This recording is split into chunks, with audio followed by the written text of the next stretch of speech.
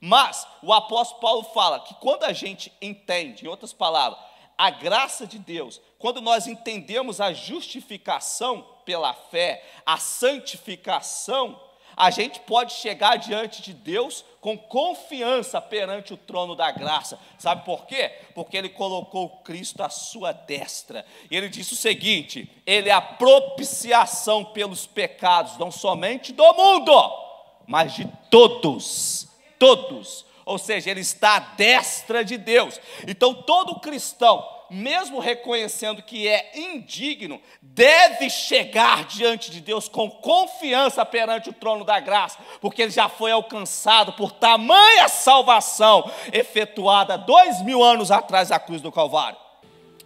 Vamos abrir nossa Bíblia, Efésios capítulo 6, diz assim, quanto ao mais, irmãos, sede fortalecido no Senhor, na força do seu poder, revestivos de toda a armadura de Deus, para poder ficar firme contra as ciladas do diabo, porque a nossa luta não é contra a sangue e a carne, e sim contra os principados, potestades, contra os dominadores deste mundo tenebroso, contra as forças espirituais do mal na região celeste. Portanto, tomai toda a armadura de Deus, para que possais resistir o dia mau, e depois de terdes vencido tudo, permaneceis inabaláveis. Estais, pois, firmes, cingindo com a verdade, e vestindo-vos da couraça da justiça, calçai os pés com a preparação do evangelho da paz, embraçando sempre o escudo da fé, com o qual podeis pagar todos os dardos inflamados do maligno. Tomai também o capacete da salvação, a espada do Espírito, que é a palavra de Deus, com toda oração e súplica, orando em todo tempo no Espírito, para isto vigiando com toda perseverança e súplica por todos os santos. Amém? Somente até aqui, versículo 18, amém? Irmãos, pode se sentar.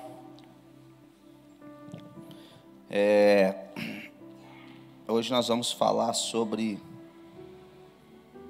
as armaduras de Deus. Mas antes da gente trabalhar aqui sobre como estar revestidos dessas armaduras, eu quero falar rapidamente, aqui dentro do versículo 10 até o versículo 12, a nossa luta. A gente precisa saber com quem nós estamos lutando primeiro, porque o que levou Paulo a pedir com que a igreja, escrevesse esse texto, pedir com que o povo pudesse estar revestido das armaduras, é porque ele tem um inimigo que vai vir com tudo, com toda a sua fúria, para poder derrotar seja quem for que estiver na presença de Deus. Então o apóstolo Paulo, ele diz: fortalecei-vos no Senhor e na força do seu poder, revestir de toda a armadura de Deus, para que podeis ficar firme contra as ciladas do diabo. Primeiro ele coloca o diabo em primeiro lugar. Segundo, porque a nossa luta não é contra carne e sangue. Essa luta que não é contra carne e sangue, ele está falando luta pessoa com pessoa, é isso que ele quer dizer. Então a nossa luta não é contra o próximo, não é contra o meu irmão, não é contra a minha irmã, tá? A nossa luta, ela é contra principados, potestade, dominadores. Eu peço, irmão, que me preste atenção, amados, senão vocês me desconcentram. Amém? Porque eu estou aqui focado, deixa as crianças rodarem na igreja, tá? Foca aqui, amém? Voltando aqui para o texto aqui, nossa luta ela é contra potestade, ela é contra principados, ela é contra dominadores deste mundo e contra forças espirituais do mal. Então você percebe que existe uma hierarquia de demônios que trabalham para destruir a igreja.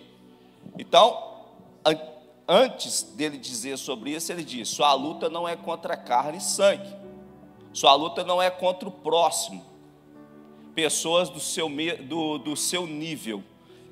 A sua luta é contra uma força a qual você não conhece a intensidade do poder. É isso que o apóstolo Paulo está falando. E a única maneira de você vencer esse poder é se você estiver revestido de toda a armadura de Deus. É isso que o apóstolo Paulo está. Então, não adianta nós querermos lutar contra o reino das trevas se não estivermos revestidos com as armaduras. Nós vamos perder, não adianta, vai perder a guerra, não tem como vencer. Aí ele vai dizer: quem são essas hierarquias de demônios? Vamos aqui trabalhar sobre cada hierarquia, como que funciona rapidamente, para nós entendermos com quem nós estamos lutando.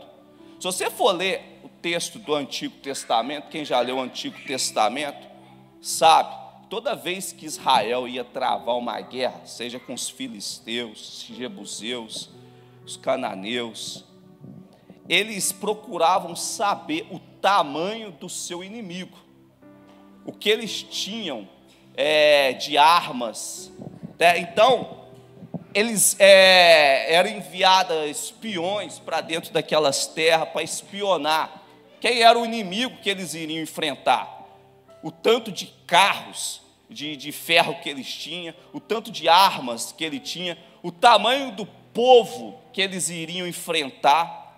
Então, antes de Israel entrar numa batalha, Israel espionava, procurava saber, tanto Israel quanto os inimigos de Israel, procurava saber com quem está lutando.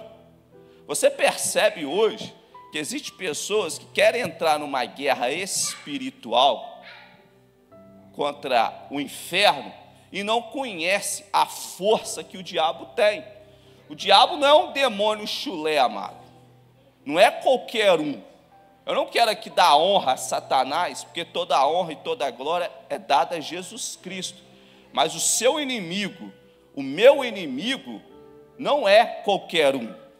Conhece de estratégia de guerra, conhece a fraqueza que cada um aqui tem, conhece o passo que cada um aqui dá por dia, conhece o que cada um aqui gosta, o que cada um aqui vê, o que cada um aqui assiste. Só não tem poder de conhecer o pensamento, mas conhece tudo sobre você. Ou seja, o diabo, ele é o maior psicólogo que existe. Ele conhece a igreja, ele conhece o povo com quem ele está lutando e enfrentando. Só que nós, como igreja, nós temos o papel de conhecer com quem nós estamos lutando, quem nós estamos enfrentando, para que o dia de amanhã, quando viermos à luta, à prova, nós não venhamos atribuir isso a Deus, porque a maioria das pessoas quer atribuir todo problema, toda dificuldade, como se Deus fosse culpado disso. E Deus está falando para nós: você enfrenta batalhas e perde essas batalhas porque você não usa os meios, você não usa as armas que eu entreguei para você. É por isso que você fica tão abalado diante do problema, diante das circunstâncias. Você não estuda o seu inimigo, você não conhece o inimigo com quem você está lutando. E o problema hoje do cenário, dentro de um contexto geral, da maior parte, vou dizer, da maior parte da igreja, das instituições religiosas, quer enfrentar o reino das trevas sem conhecer com quem está lutando. Aí sabe o que eles fazem? Se degladiam entre si. Por quê? Porque, em vez de entender que a luta é contra uma hierarquia de demônios, estão lutando entre si, degladiando entre si. Só que quem está por trás disso? Satanás e seus demônios. E nós precisamos conhecer essas hierarquias. Vamos lá. O primeiro que ele disse aqui, contra as ciladas do diabo. Quem que é o diabo? É um comandante supremo. Em primeiro lugar, entenda isso, o diabo é um comandante supremo. Ele é chamado na Bíblia de adversário, acusador, serpente, dragão e Lúcifer. Todas as vezes que você encontrar essas palavras da Bíblia, está atribuindo esse título a Satanás. Ou seja, ele é comandante de todo o exército do mal. O objetivo do diabo é destruir, enganar, afastar o homem de Deus. Então ele vai trabalhar o tempo todo. João 10. O diabo não vem senão para matar, roubar e destruir. O diabo tem essas três funções: matar, roubar e destruir. Então, ele é o comandante supremo. Supremo de quem? Dos principados. Quem são os principados? São inimigos de alta autoridade. Eles governam nações, culturas, regiões inteiras. Então, os principados, eles estão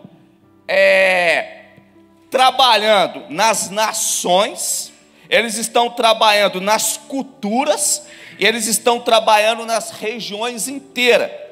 Eles atuam nos bastidores da ideologia, da filosofia e das religiões falsas. Então, olha só a luta que você está tendo que enfrentar. Porque olha só, você percebe-se que a igreja ela está se adaptando com o mundo. Os irmãos já perceberam isso? Está se igualando ao mundo. O mundo está entrando dentro da igreja através das religiões falsas. Tudo é que fala em Deus, tudo é de Deus, né? Se fala de Deus é porque é de Deus. Por exemplo, se hoje uma pessoa, vamos lá, vou dar só um exemplo. Esses principados, eles têm uma função de trabalhar na cultura. Você pega a cultura hoje do nosso país, do Brasil. Você pega essa cultura. Hoje o camarada está lá cantando para o diabo, para Satanás, e de repente ele resolve: virei crente e vou cantar música gospel. Aí todo mundo falou: opa, o homem se converteu, o homem é de Deus. Só que nós precisamos entender uma coisa: ele pode até estar entrando por um caminho certo, mas nós precisamos identificar isso por meio da palavra de Deus, porque a Bíblia ensina o que é conversão genuína, o que é a verdadeira conversão. A Bíblia ensina o que é novo nascimento, quem de fato foi regenerado.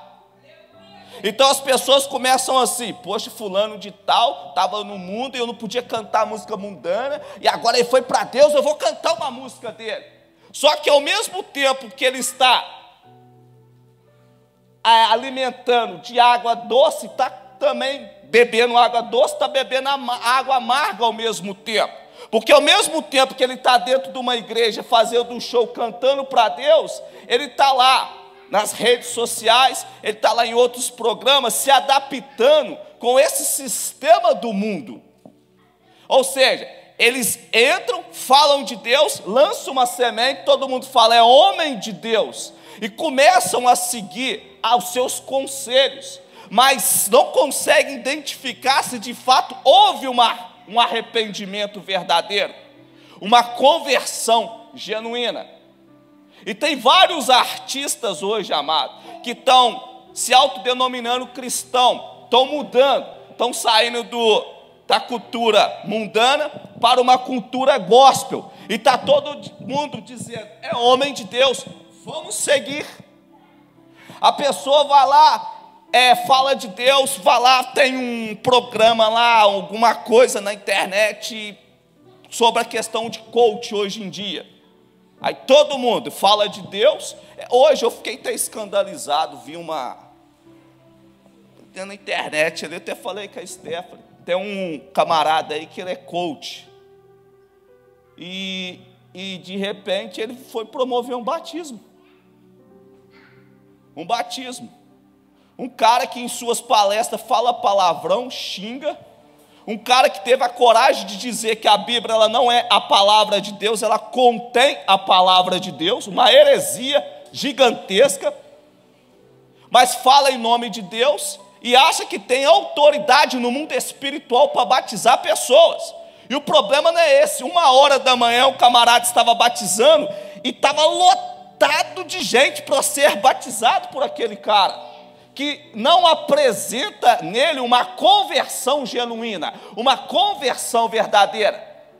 E no meio ali naquele povo, aquele povo que estava ali, havia pessoas ali que eu acredito, que são da igrejas, que tem igrejas, que frequentam igrejas, que tem pastor, mas não quer ser batizado pelo seu pastor que está lá velando pelas ovelhas.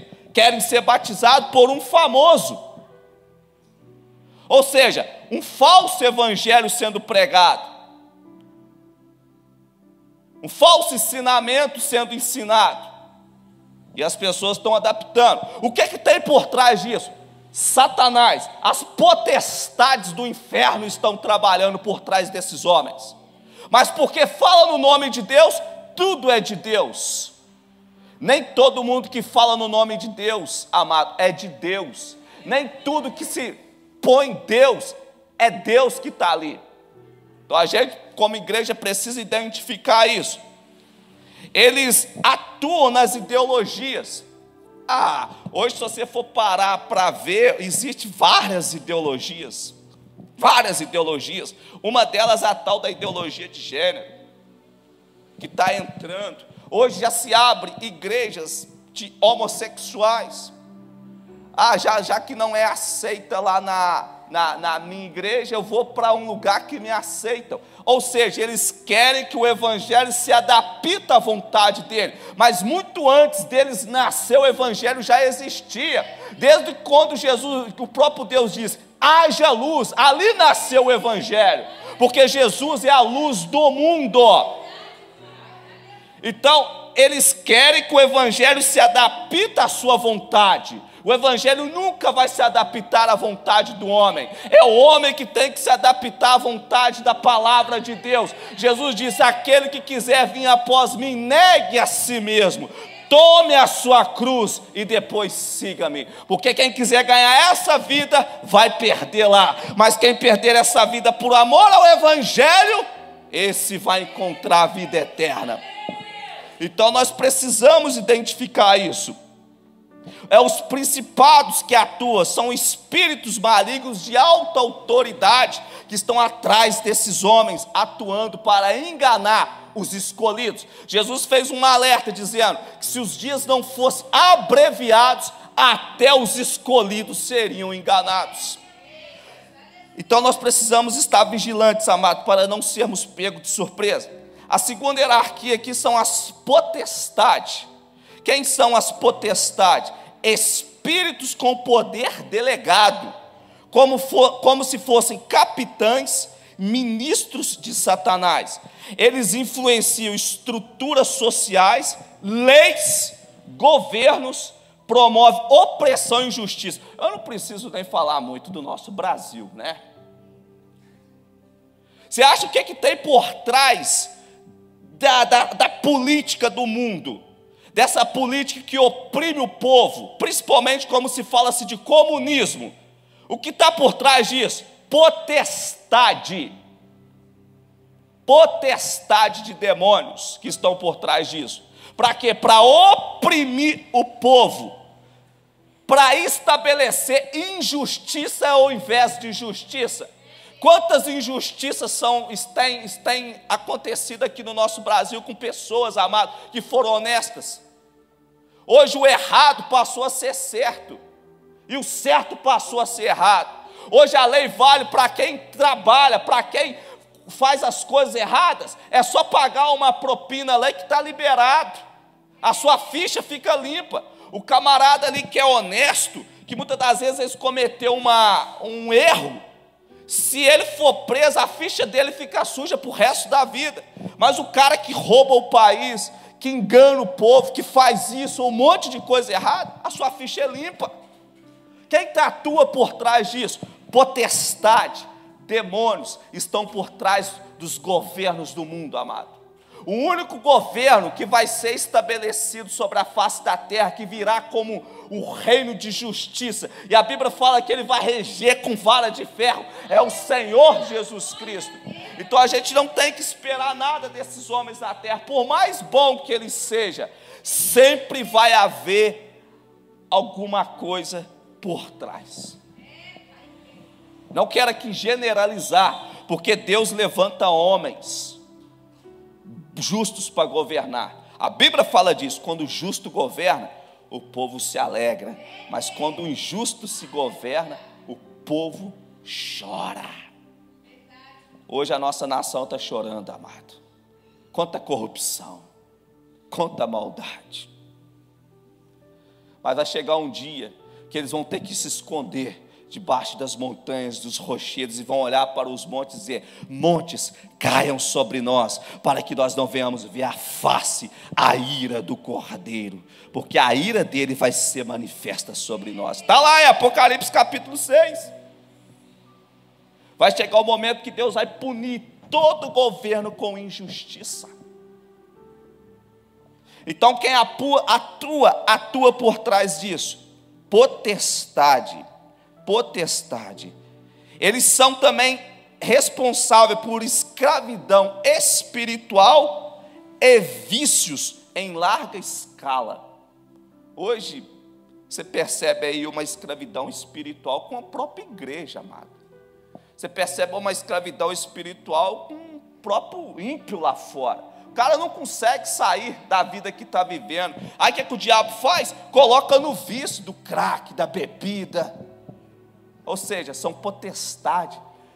A igreja ela precisa orar, ela precisa revestir das armaduras espirituais, porque, amados, o que tem entrado de potestade nesse Brasil, rituais satânicos nesse Brasil. Há pouco tempo agora, o Rio Grande do Sul sofreu uma tragédia, que os irmãos viram lá, foram tudo alagado pela chuva lá, né?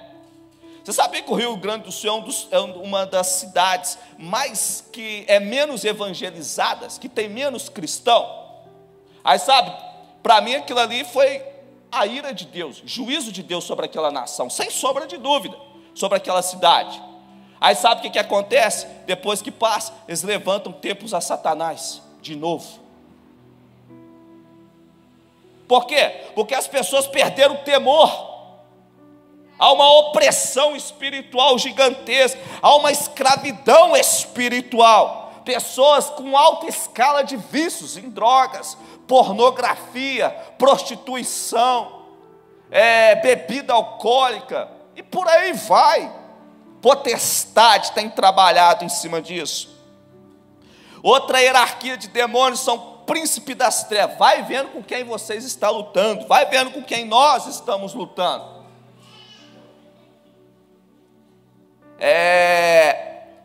Príncipe das trevas desse século. O que ele significa? Dominadores do mundo.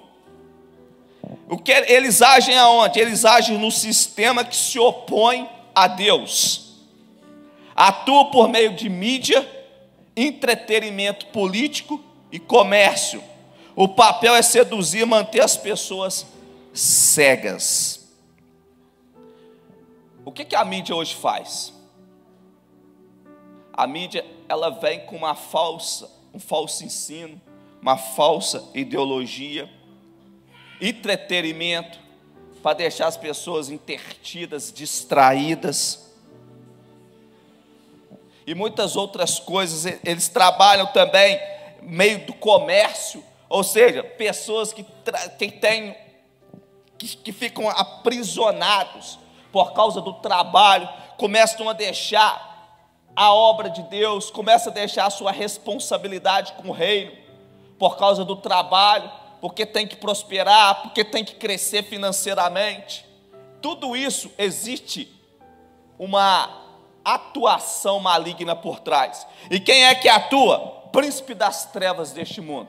Jesus ele diz: o mundo jaz no maligno. O diabo, quando se apresenta para Jesus, ele diz: te dou todos os reinos do mundo e a glória dele, porque a mim foi entregue, dou a quem eu quero. Ou seja, Então Satanás, ele atua por trás disso, os príncipes das trevas atuam por trás disso, para manter as pessoas cegas. E muitas das vezes coisas lícitas, como trabalhar é algo digno que Deus deu ao homem. Mas se estiver roubando o tempo de Deus é pecado. E nós precisamos vigiar isso. Entretenimento é algo que Deus te proporciona. O crente não tem que ser um crente tapado, aquele camarada radical demais, não pode fazer nada na vida. Ele não pode ir numa pizzaria, ele não pode às vezes assistir um filme, ele não pode ir numa churrascaria, ele não pode nem ir numa festa de aniversário. Não é isso que Deus quer para você, não. Deus te deu liberdade, mas desde que você não roube o tempo que pertence a Ele. E muitas das vezes, quando se fala assim, vamos para a igreja, quando se fala, vamos orar, quando se fala assim, vamos ler a Bíblia, vamos fazer algo diferente para o reino de Deus, existe sempre um obstáculo. Hoje eu tenho um compromisso, eu tenho que fazer isso, eu tenho que fazer aquilo. Nunca tem tempo para nada. E são príncipes das trevas que atuam por trás disso. E muitas das vezes a gente fala assim, mas eu não estou fazendo nada, eu não estou fazendo nada que é pecado, amado. Só que muitas das vezes a gente interpreta pecado como aquilo que não fazemos, ou melhor, aquilo que fazemos. Então, por exemplo, se eu xinguei, cometi um pecado, né? Só que a gente precisa entender que pecado não é só aquilo que você faz, é aquilo que você deixa de fazer. Para Deus também é pecado, porque é o pecado que nós chamamos o pecado de omissão, ou seja, responsabilidade nós precisamos ter. A Bíblia diz que o céu, ele é tomado à força. Então é por esforço que nós vamos chegar lá. É não querendo fazer que nós temos que fazer mesmo.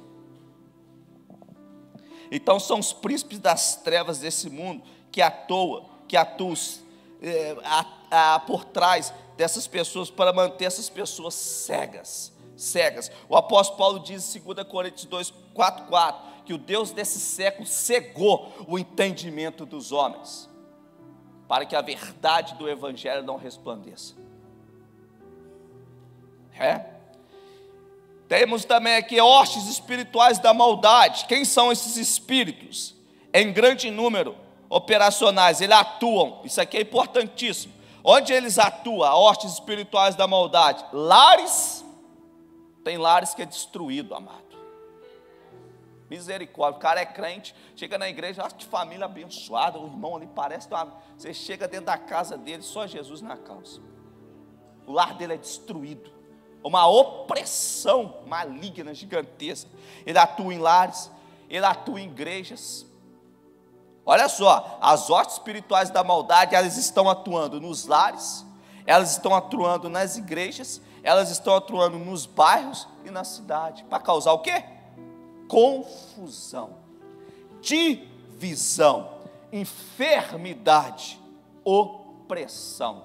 Então, se você vê um lar, se você vê uma igreja, se você vê um bairro, se você vê uma cidade, que o lugar é um lugar de confusão, vizinho degladiando contra vizinho, igrejas, irmãos brigando contra irmãos, casa, marido contra esposa, esposa contra marido, pai contra filho, filho contra pai, mãe contra filho, aquela confusão. Se você vê cidades, ou seja, guerra civil, homens brigando contra homens, são hostes espirituais da maldade atuando ali. A Bíblia nos chamou para a paz, Jesus nos chamou para a paz, no entanto Ele é o príncipe da paz. Um dos frutos do Espírito é a paz. Se você não tem paz consigo mesmo, amado, você não vai ter paz com ninguém. Você percebe uma pessoa que ela não tem paz consigo mesma, ela arruma confusão no bairro dela, ela arruma confusão com a família dela, ela arruma confusão no trabalho dela, ela arruma confusão na igreja onde ela está. Por quê? Porque falta paz consigo. É demônios atuando por trás disso. E a pessoa nunca consegue enxergar, ela nunca está errada, está certo em tudo. Então nós precisamos vigiar, amado, porque tudo aquilo que foge do Evangelho, foge da verdade, da palavra de Deus, é pecado, é Satanás, são os demônios atuando por trás disso. Só que a Bíblia, ela manda nós sermos o quê? Vigilantes. A responsabilidade é sua, a responsabilidade é minha. Essas hostes espirituais, ela ataca a vida pessoal, emocional e espiritual dos cristãos. Tem pessoas, amadas, que precisam ter autocontrole na mente, na alma, são desequilibrados. Isso é demônio. Olha o que Paulo diz, que nós temos o que? A mente de Cristo. Olha o que ele vai falar em Romanos capítulo 12. Nós devemos apresentarmos a Deus como sacrifício vivo. E ele vai dizer mais abaixo: não vos conformeis com este mundo, mas sede renovados, tende a nossa mente renovada, para experimenteis o que é bom, perfeito e agradável a Deus. Mente renovada, eu já falei isso aqui uma vez, tem pessoas que nasceram de novo, mas não tiveram ainda a mente renovada, não tiveram ainda uma mente fortalecida. Qualquer seta que o diabo lança na mente, ele recebe aquilo, ele come aquilo. Alguém chegou, fulano de tal, falou mal de você, a pessoa fica toda abalada, aí quer desistir da vida. Deixa falar, amado. Você fez? Não, não fez. Quem te justifica é Deus. Acabou. Acabou. Quer falar? Fala. Deixa falar. No dia do juízo, o trono branco vai prestar conta, porque a Bíblia fala que até as nossas palavras ociosas que saem da nossa boca, no dia do juízo nós hão de dar conta delas. Está na Bíblia. O problema é que nós não lemos. Então, a gente não consegue controlar o nosso estado, nosso espírito, a nossa alma. Porque o que está na alma? A alma é o quê? Coração e mente. E o que o diabo faz? Aonde a batalha, onde o diabo trava a batalha é travada na mente. Se o diabo controla a mente, ele controla o corpo. Então tem pessoas, amado, que precisam ter uma mente renovada. Se Jesus se preocupasse com todo mundo que falou mal dele, ele não morreria na cruz. Chamaram Jesus de beberrão e comelão. Chamaram Jesus de Beelzebu. Beelzebu é príncipe dos demônios. E você acha que Jesus se importou com isso? Deixa eu falar. Eu sou isso? Não, não sou. Quem justifica é Deus. E a gente muitas das vezes se abala, amado, com aquilo que fala da gente. A gente tem que ter autocontrole, autodomínio. Se você não conseguir controlar sua vida espiritual, sua alma, seu estado emocional, acabou você. Amanhã está desviado, amanhã abandona a fé. Não aguenta a pressão.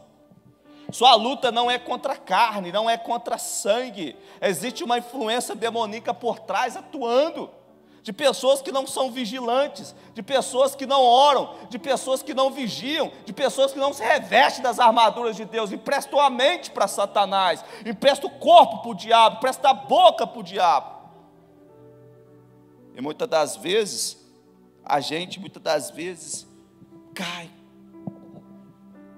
Não, amado, Deus te chamou, a Bíblia fala que Deus não nos deu um espírito de covardia, mas um espírito de fortaleza.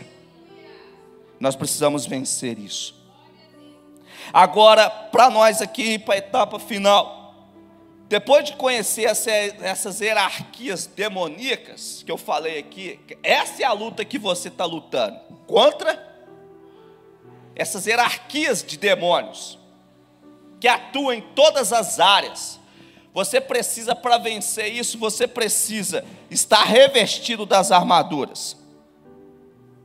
Agora, o que é estar revestido das armaduras? O apóstolo Paulo vai dizer: você precisa estar com as armaduras para que você possa resistir o dia mau.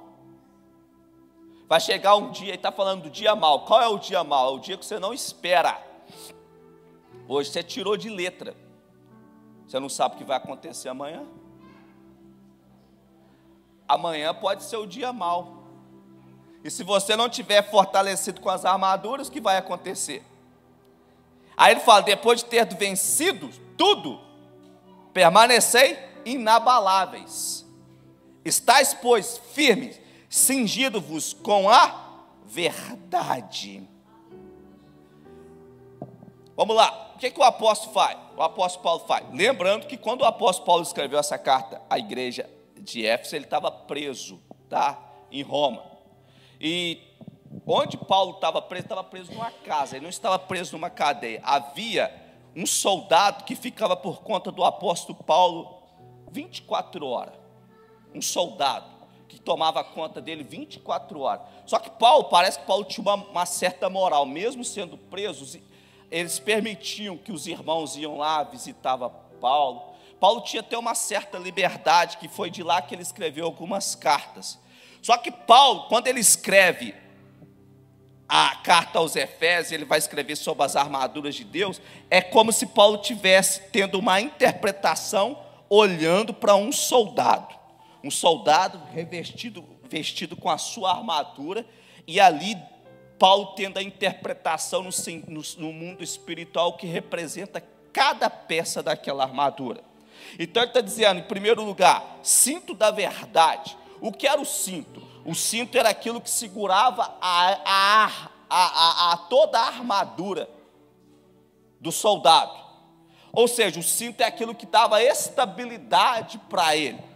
O que te dá estabilidade? A verdade. A Bíblia diz, conhecereis a verdade vos libertará. Ou seja, esse cinto, ele prendia e sustentava toda a armadura. Essa verdade, essa estabilidade é a palavra de Deus que você precisa carregar. É a honestidade. Sem a verdade, tudo desmorona, tudo cai. Então é o que eu falei, se tem alguém falando uma mentira sobre você, permaneça na verdade, porque nada pode contra a verdade. A verdade vence tudo, amado, tudo. No final das contas, você sai vitorioso.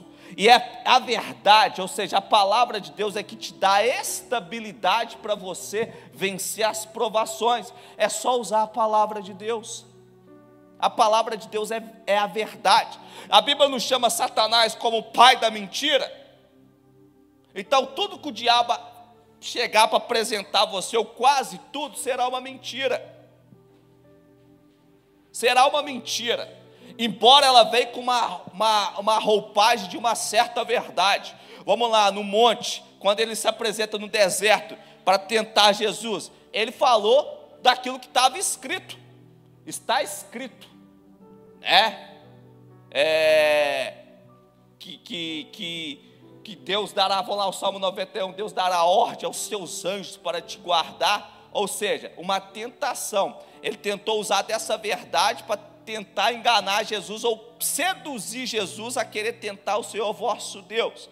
A intenção de Satanás era outra, para que Jesus pudesse pular ali do pináculo do templo e se suicidar. Porque se Jesus pulasse, ele ia morrer. Ele era homem, né? Então a verdade, muitas das vezes o diabo vai vir com uma verdade, mas com uma mentira por trás daquilo. E é aonde que você precisa ter o quê? O discernimento, né? Para compreender isso, porque é isso que vai te dar estabilidade para você vencer qualquer ação demoníaca que vem contra você. Você precisa estar ancorado na palavra de Deus. A palavra de Deus é que vai te dar a capacidade de você vencer qualquer ação do diabo contra a sua vida. Qualquer ação contra a sua vida. A palavra de Deus. Não é a palavra do homem, é a palavra de Deus. Então você precisa estar cingido com a verdade. Outra coisa que você precisa estar, o apóstolo Paulo fala sobre couraça da justiça. O que é a couraça da justiça? Ela protegia o coração e os órgãos vitais. O que é a justiça? É a justiça de Cristo que cobre nossas vidas. Nós lemos e conhecemos sobre a doutrina da justificação pela fé. O apóstolo Paulo, depois de escrever a carta aos Romanos, o que ele diz? Lá no versículo de 8, capítulo 8, versículo de número 31. Quem tentará acusação contra os escolhidos de Deus? É Deus quem os justifica. Quem os condenará? Foi Cristo quem morreu na cruz por eles. Então a couraça da justiça é você estar apoiado na justiça de Cristo, entendendo que Cristo já te justificou. Foi Ele quem morreu na cruz do Calvário por você. Parece que nós ficamos dependendo das pessoas.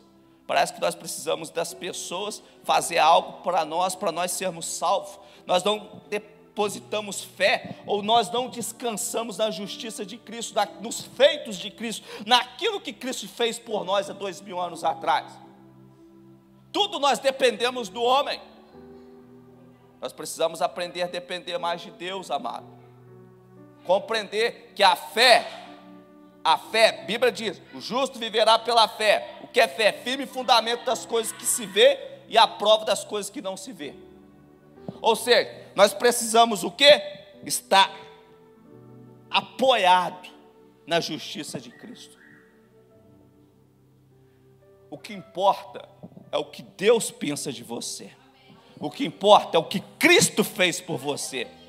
O que o homem fez por você, o que o homem fala de você, isso não importa. Para Deus não tem importância nenhuma. O que importa é o que Deus pensa de você. Então nós precisamos entender que nós estamos já justificados. E qualquer coisa que nós fizemos, pode ter certeza, o inimigo vai querer nos acusar diante de Deus. É ali que está a vitória do cristão. É entender que Cristo morreu por ele. Ou seja, a couraça da justiça, ela protege o seu coração e os órgãos vitais. Que a Bíblia fala, guarda o teu coração para não pecar contra Deus. O salmista fala, guardei a tua palavra para não pecar contra ti. E nós precisamos estar revestidos dessa couraça da justiça, para não ficarmos vulneráveis diante de Deus, e viver uma vida de santificação, uma vida que agrade a Deus de verdade. Ele fala também sobre calçados do Evangelho da Paz. O que é o calçado do Evangelho da Paz? As sandálias romanas eram firmes, preparadas para a batalha. Não era algo frouxo que era colocado nos pés dos soldados.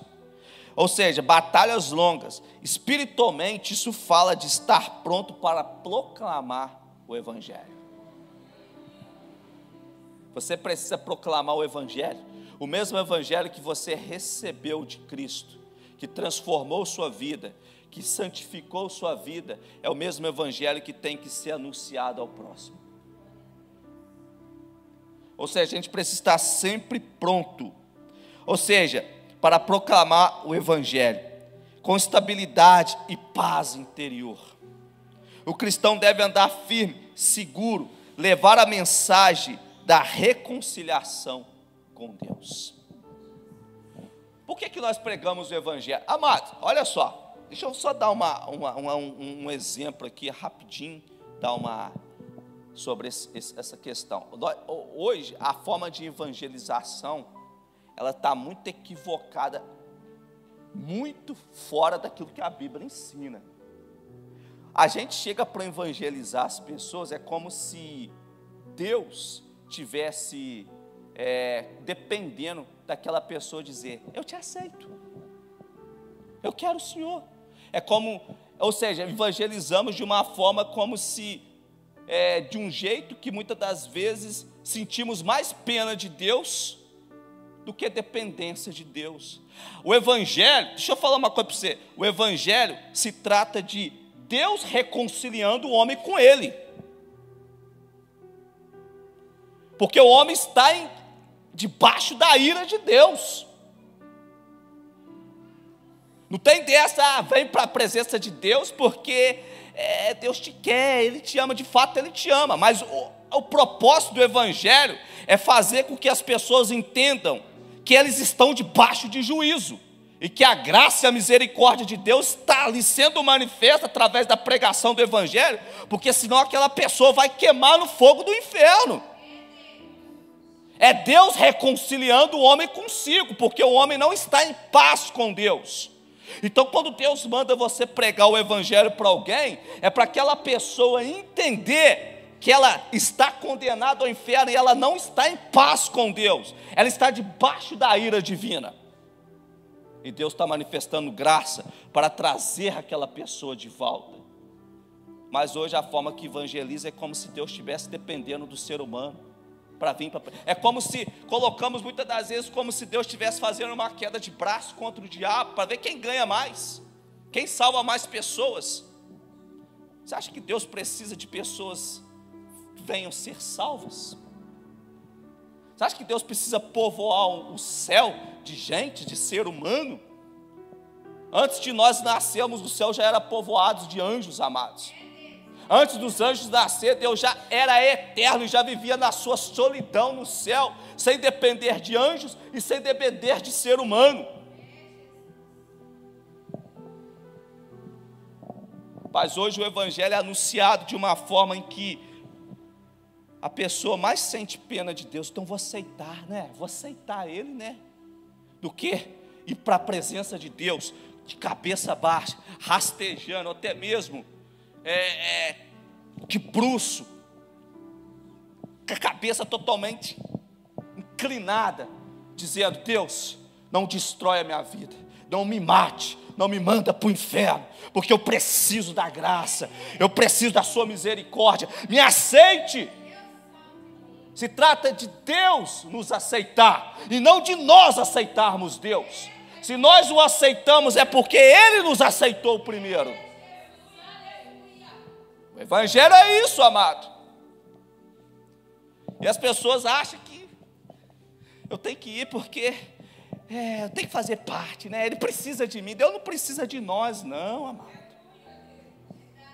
Jesus mesmo disse: se os homens não clamar, as pedras clamarão. E a Bíblia fala que a natureza, ela já geme, esperando a redenção dos filhos de Deus. A criação, ela geme.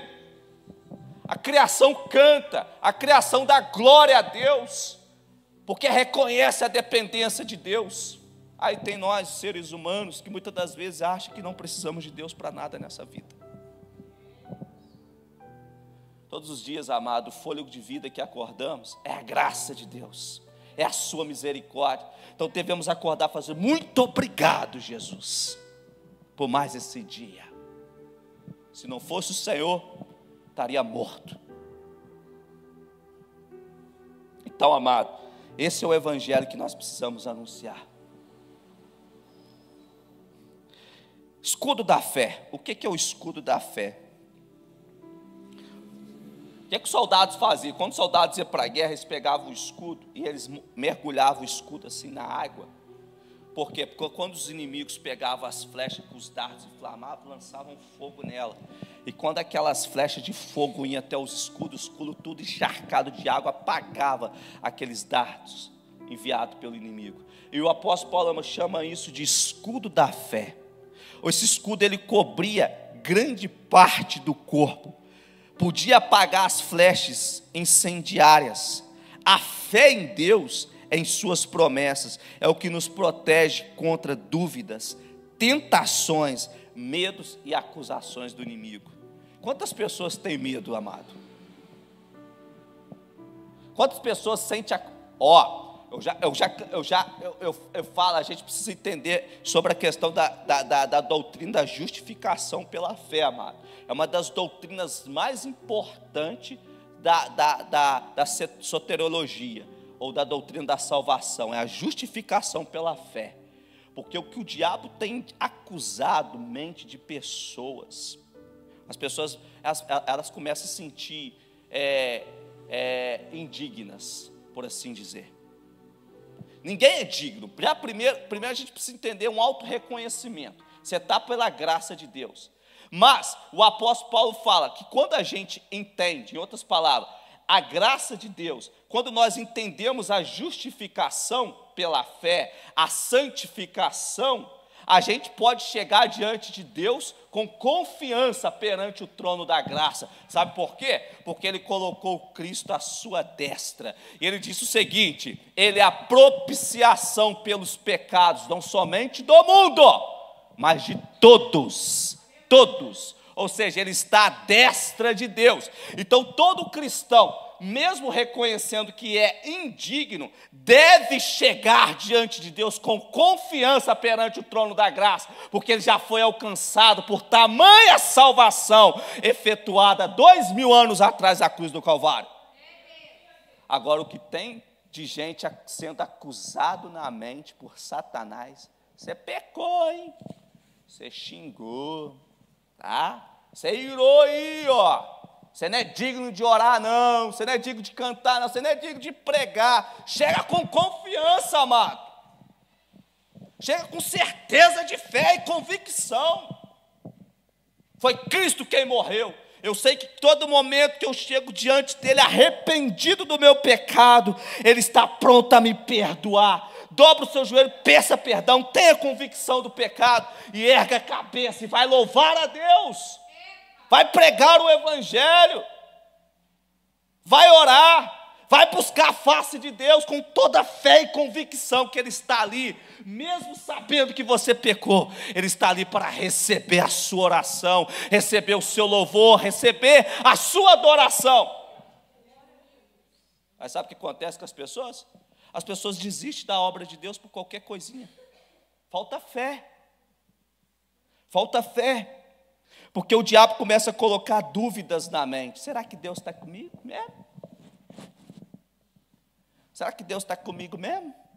O diabo começa a colocar tentações na mente.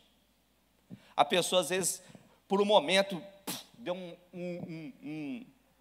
se desligou e pensou em uma coisa que não deve pensar. Porque o diabo sabe quando uma pessoa recebe uma seta na mente, amado. O inimigo não tem poder de ler tua mente, mas ele sabe, quando ele manda uma seta, ele sabe se você recebeu aquele dardo ou não. E a pessoa, muitas das vezes, começa a manifestar isso. Às vezes na fala, nos gestos, no comentário que faz. Aí o diabo fala: comeu, pegou. Aí a pessoa faz, por um momento, dá vazão àquilo, de repente, cai em si. Não sou digno, não. Não sou digno, não. Aí o diabo começa a plantar, o diabo planta a seta, a pessoa recebe aquilo, depois ele mesmo planta na mente da pessoa: você não adianta nem orar, Deus não vai te ouvir, Deus não vai receber tua oração, esquece, você nem na igreja ia, vai ser em vão tu ir na igreja, vai ser em vão tu ir na casa de Deus. Aí a pessoa começa a receber aquilo, fica toda. Amados, nós precisamos dar risada. Se nós entendermos o evangelho, nós vamos dar a risada de Satanás. Quando ele vem com essas armas, com essas pressões sobre a nossa vida. Porque ele vai olhar para nós e falar assim: ele entendeu de fato o evangelho. Ele compreendeu de fato o evangelho. Para derrubar vai ser difícil. Vai ter um monte de gente caindo na graça do diabo. Um monte de gente. Para fácil, isso aí é fácil parar. Isso aí é só botar alguém de cara feia para olhar para ele, eu paro ele. Fácil, fácil. Isso aí é só falar mal dele que eu paro ele fácil, fácil. É liberdade, amado, do evangelho. Nós precisamos aprender a viver a liberdade do evangelho. Às vezes eu entro no quarto para orar, às vezes eu entro assim, eu fico assim, contemplando às vezes, olhando, falo: meu Deus, como é que pode? Não vou usar essa expressão, mas é muito mais do que isso, mas é tão fácil. É tão fácil entender isso, saber quem o Senhor é. Amados, não estou aqui me gabando, mas eu não sou um cara que eu sou surpreendido por qualquer coisa que falam, não. Não é qualquer coisa que às vezes eu erro, eu falho. Mas isso não me tira de entrar num quarto e orar, não. Isso não me tira de eu vir à igreja e pregar e fazer a obra, não. Se eu precisar, vem cá, pego o microfone, prego, abro o culto e estou nem aí. Por quê? É a liberdade, é saber quem você é, a posição que você está em Cristo Jesus. O apóstolo Paulo diz que Deus nos colocou assentado nas regiões celestiais com Cristo Jesus. Eu estou assentado nas regiões celestiais com Cristo Jesus. E a Bíblia fala que Ele está acima de todo potestade, todo principado, toda a hoste espiritual da maldade. Se Cristo está acima de toda força do mal e eu estou sentado nas regiões celestiais, significa que eu estou aqui, o diabo está lá embaixo. A questão é que eu tenho que estar vigilante, porque a Bíblia fala, quem está de pé, cuide para que não caia. Eu tenho que estar atento o tempo todo. Tempo todo. Vigilante o tempo todo. Os irmãos acham que eu não sou tentado, não, amado. Eu sou tentado. Às vezes sofro perseguição. Às vezes o inimigo está lá do nada, dá um levante do diabo. Eu só penso o seguinte, vai passar. Amanhã é outro dia. Fé, amado, isso é fé. Escudo da fé. Ou seja, é você todo dia vivendo na dependência de Cristo. Todo dia vivendo na dependência de Cristo. Tem gente que acha que para ter a fé verdadeira em Cristo Jesus, ele tem que cumprir uma série de ritual. Hoje eu estava falando com Deus sobre isso. As pessoas acham que tem que cumprir ritual, Senhor. Igual lá no Antigo Testamento, matar bode, matar boi, matar vaca, matar pombinha, levar uma oferta de cereal, uma oferta de alimento diante do Senhor. Só que o apóstolo Paulo diz que nenhum sangue de animal foi o suficiente para perdoar o pecado dos homens. Aquele sangue colocado ali no propiciatório, em cima da arca da aliança, simplesmente aplacava a ira de Deus. O verdadeiro perdão, Paulo, o autor de Hebreus, vai dizer que ele efetuou uma eterna redenção, vem somente do Filho, um sangue puro, imaculado, sem mancha e sem ruga.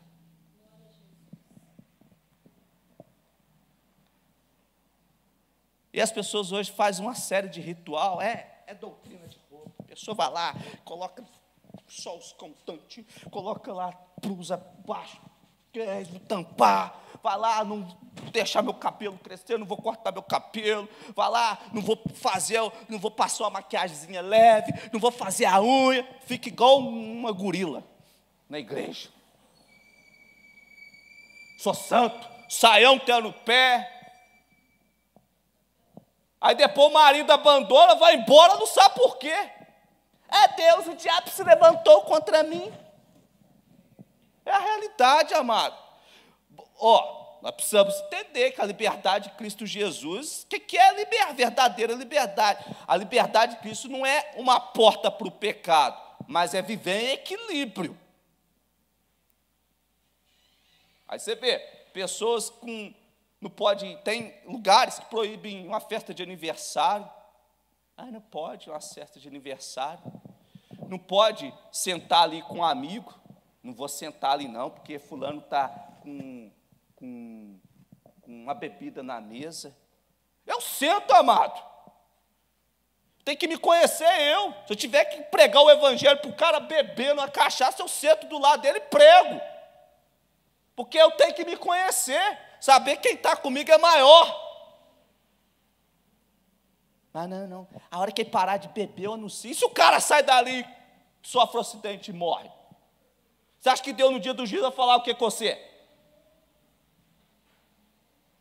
As pessoas ficam assim, se isolando. É porque falta um pouco de entendimento da palavra. O apóstolo Paulo disse, não associeis com aqueles que dizem ser irmãos e não são. Aí ele vai dizer mais à parte no texto, não estou falando do mundo, porque senão seria necessário sair do mundo. A Bíblia não diz que nós somos sal da terra e luz do mundo?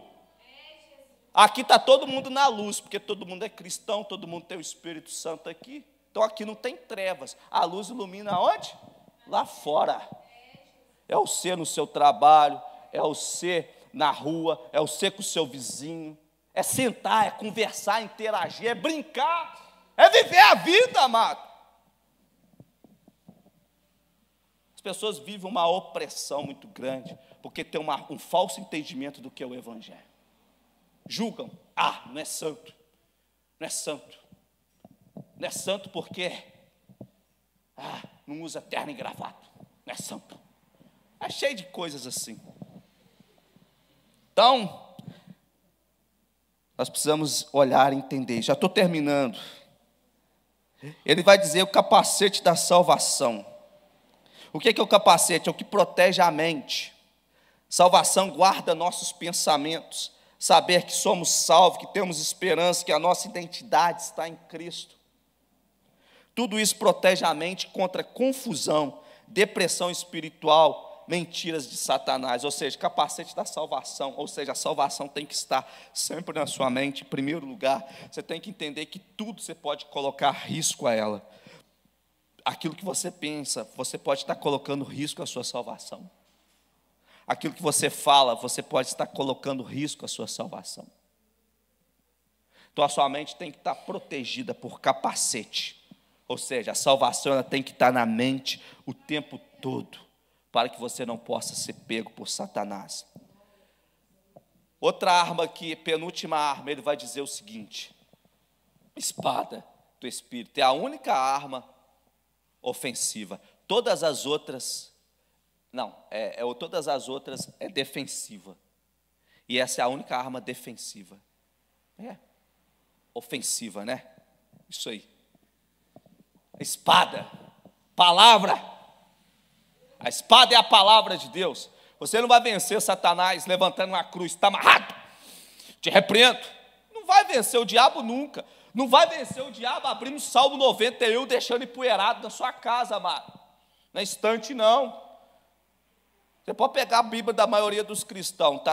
A Bíblia, quanto tempo você tem essa Bíblia? Tem ela uns 10 anos, você pode abrir ela, as páginas tudo novinha, mas o Salmo 91 está amarelo, quase não está vindo a letra, porque ele está aberto na estante. As pessoas acham que o Salmo 91 vai repreender demônios. O diabo não tem medo de Bíblia aberta, ele tem medo da palavra pronunciada, da palavra vivida. Até porque ele conhece versículo por versículo na Bíblia. Então, se você quer vencer o diabo, segue o exemplo de Cristo. Paulo diz: sejais meu imitador como eu sou de Cristo. Como é que Jesus venceu a tentação do diabo no deserto? Palavra. Também está escrito. Quando o diabo vem com uma coisa na sua mente, mente. Aí você fala: também está escrito, quem mentir não herdará o reino de Deus. Você tem que repetir versículos, amado, bíblicos, que é o único meio de vencer o diabo e viver aquilo que você repete. Espada, ou seja, você está atacando também. A vivência é um ataque a Satanás com a espada, a vivência do Evangelho, a vivência da palavra. E o apóstolo Paulo, para concluir, ele usa duas coisas. Primeiro, vigiando. Segundo, orando. Não adianta você falar: estou com a armadura de Deus, se você não ora. Crente que não ora, que não tem vida de oração, ele não está revestido, ele está vulnerável. Pode falar o que quiser, na minha mentalidade, se não ora, está vulnerável. Está vulnerável aos ataques, vai ser bombardeado o tempo todo, vai ter uma vida toda desequilibrada. Porque o apóstolo Paulo diz: para concluir, nós precisamos o quê? Orar. Aí ele vai dizer: com toda oração e súplica, orando em todo o tempo no Espírito, para isto vigiando com toda perseverança e súplica por todos os santos. Se você quiser vencer Satanás, além de estar revestido com as armaduras, você tem que ter uma vida de oração. tem que ter uma vida de oração. Você tem que separar, amado, um secreto. Você tem que ter um secreto com Deus. Você tem que ter seu quarto de oração. Sua casa tem que ter um ambiente de oração. Um lugar para você entrar em guerra todo dia. Eu já fui um cristão que não orava, amado. Minha oração era aquela oração de manhã, eu acordava de manhã, isso há muito tempo atrás, 10 minutos. O Senhor abençoe meu dia. Eu percebi que o meu dia, às vezes, era um desastre. Eu murmurava, eu reclamava, às vezes xingava. Chegava, ficava... Pergunta a Steph é prova de testemunhas. Eu ficava deprimido o meu domingo. O dia inteiro isolado, deprimido. Até aprender a guerrear. Depois que eu aprendi a ter tempo de oração, acabou. Eu não sou mais aquele cara que fica murmurando, reclamando. O Evangelho, por mais que, embora eu já tinha lido várias vezes, principalmente o Novo Testamento, o que acontece? Tendo a palavra, eu não conseguia viver ela, porque faltava oração. Eu estava vulnerável aos ataques do inimigo o tempo todo. Então eu ficava murmurando, reclamando. Eu não cometia pecados horrendos, não. Mas murmuração, era reclamação, às vezes xingava, se estressava, ficava o dia inteiro estressado, nervoso, não prosperava, às vezes dava tudo errado, a vida começava a andar para trás. Estava andando para trás, às vezes dava certo um tempo, pensava dar desabar para o outro. Até aprender que eu precisava ter um tempo de oração todos os dias. Depois que eu aprendi isso, amado, a minha vida mudou. Eu não sou mais aquela pessoa. Eu não consigo murmurar. Eu não consigo ficar reclamando da vida. As provas, as dificuldades vêm. A Steph é minha prova e testemunha. Eu não fico contando problemas para ela. É muito raro eu ficar falando do que acontece, porque não há necessidade disso. Eu sei que é só mais um dia e amanhã eu estou vencendo essa batalha. Tudo, por quê? Porque a oração, ela te fortalece, amado. Ela te ajuda a cumprir a palavra de Deus, a viver a palavra de Deus. E muitas das vezes falta vida de oração na igreja. Então você pode observar, se o cristão ele é contendeiro, encrenqueiro, fofoqueiro, mentiroso, é porque não ora. Qualquer coisa que está acontecendo, está ali desabando, entristecido, reclamando da vida, falta oração. Se não orar, não tem armamento espiritual. Então todos nós precisamos estar o tempo todo em oração. E não é só orando, vigiando também. Porque o bom vigilante é aquele que está na torre de vigia o tempo todo. Ele sabe a hora que o inimigo vai atacar. Quando o inimigo ataca, ele fala: opa, isso é obra do diabo, vamos sair fora. É isso. Isso vai nos capacitar a vencer as forças do inferno. Amém? Só até aqui, eu não quero ultrapassar, embora já ultrapassei. Os irmãos me perdoem, tá? Que hoje foi até uma mensagem como um estudo praticamente, mas que eu não pude falar. O Espírito fala em cada coração, amém? Deus é bom, vamos colocar de pé.